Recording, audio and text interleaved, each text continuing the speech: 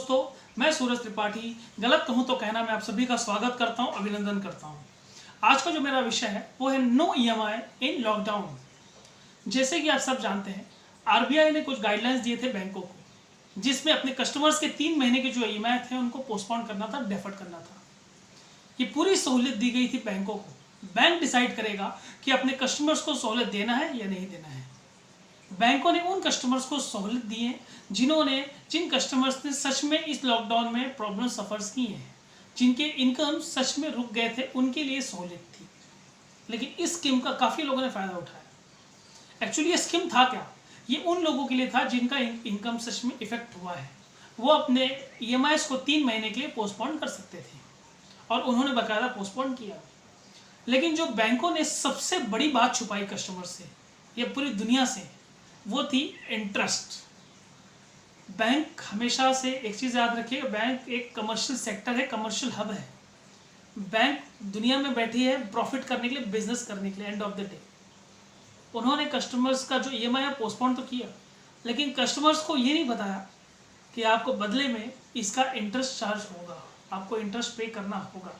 तो as a customer, as a middle class, as a citizen, मेरा दायित्व बनता है आपको बताऊं मैं कि आपने जो 2-3 महीने या अभी आने वाले 1-2 महीने जो पोस्टपोन हुए हैं, अगर ये जितने भी आपके जो ईएमआई हैं आपने अगर पोस्टपोन किया हुआ है, तो एक चीज़ याद रखिएगा कि जब भी लॉकडाउन खुले आपको ये अपने ईएमआई जल्द से जल्द कोशिश करके रीबैक पेमेंट कर देना है।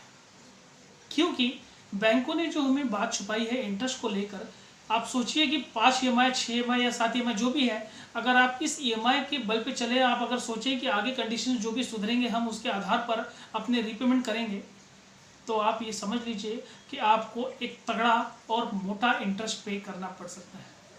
फॉर एग्जाम्पल, अगर आपके 6 महीने के इंटरेस्ट अगर 60,000 होते हैं और आपने सोचा कि आगे समय 10 साल बाद, 15 साल बाद इसका रीपेमेंट हम कर देंगे, तो आप ये समझ के चलिए वो इंटरेस्ट अमाउंट कितना होगा। आपके principal amount as well as interest amount मिला के हो सकता है वो लाखों में चला जाए। तो मेरी तरफ से सहूलियत ये होगी, या एक छोटा सा गाइडलाइंस ये होगा कि आप जल्द से जल्द जब भी लॉकडाउन शुरू हो, कोशिश करके अपनी नेसेसिटी पे ध्यान दें। लग्जरी चीज़ों पर कुछ समय के लिए, जब तक सिचुएशन ठीक ठाक ना हो, लग्जरी चीज़ों पे खर्च ना करके अपने जो पेंडिंग ईएमआई है वो वापस कर दें।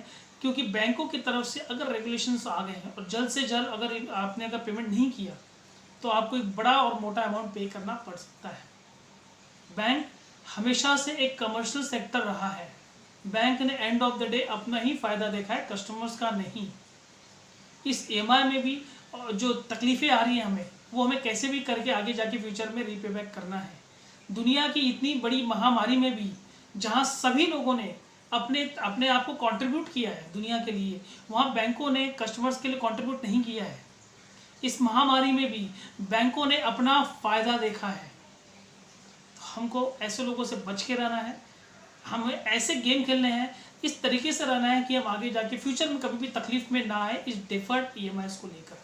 तो मेरे तरफ से गाइडलाइंस आपको यही होगा कि जल्द से जल्द जब भी आपका लॉकडाउन शुरू हो जाए या ख़त्म हो जाए, लॉकडाउन तो एंड होने के कागार में अब दिख नहीं रहा है, लेकिन जब भी ये ख़त्म हो जाए, ये आप उस कंडीशंस में जाके अपने रीपेमेंट जल्द से जल्द करना है। नहीं तो एक बड़ा अमाउंट आपके सर पे आ सकता है ये, और वो बहुत बड़ा हेडेक होगा। और अगर आप सच में उस पोजीशन में हैं कि आप ईएमआई नहीं भर सकते हैं, तो कंडीशंस आपके लिए अलग है। लेकिन जो लोगों के पास अमाउंट है और वो फिर भी इसका लाभ ले रहे हैं, तो ये बहुत एक समझ, अगर बेसिक टर्म्स में इसको बोला जाए तो ये ना समझिए।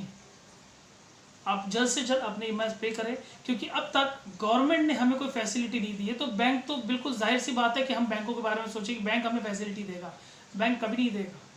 जो लोग देश चला रहे हैं, जो लोग दुनिया चला रहे हैं, जब वो लोग हमें फैसिलिटी नहीं दे सकते, उन्होंने देश में और दुनिया में दिखाने के लिए कुछ पैसे कंट्रीब्यूट किए हैं गरीबों तक, उनके अकाउंट में 500 रुपये डाल दिए हैं और दुनिया में पॉपुलैरिटी और उनका ही ब्रांडिंग कर दी कि हमने गरीबों के खाते में पैसे डाले हैं, जबकि वो अमाउंट 500 रुपये कुछ होंगे।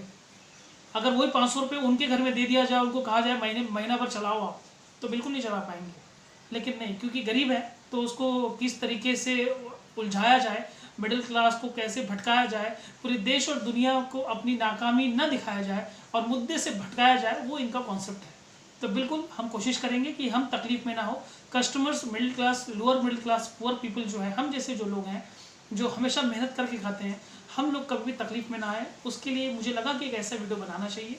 और आपको लगता है कि मेरी बात सही है तो इस वीडियो को वहाँ तक शेयर कीजिए जहाँ तक इसको जाना चाहिए, और लगे कि मैं जो बात कह रहा हूँ अगर सच में आपको पसंद आया हो तो इस वीडियो को लाइक और शेयर करना ना भूलें। धन्यवाद दोस्तों।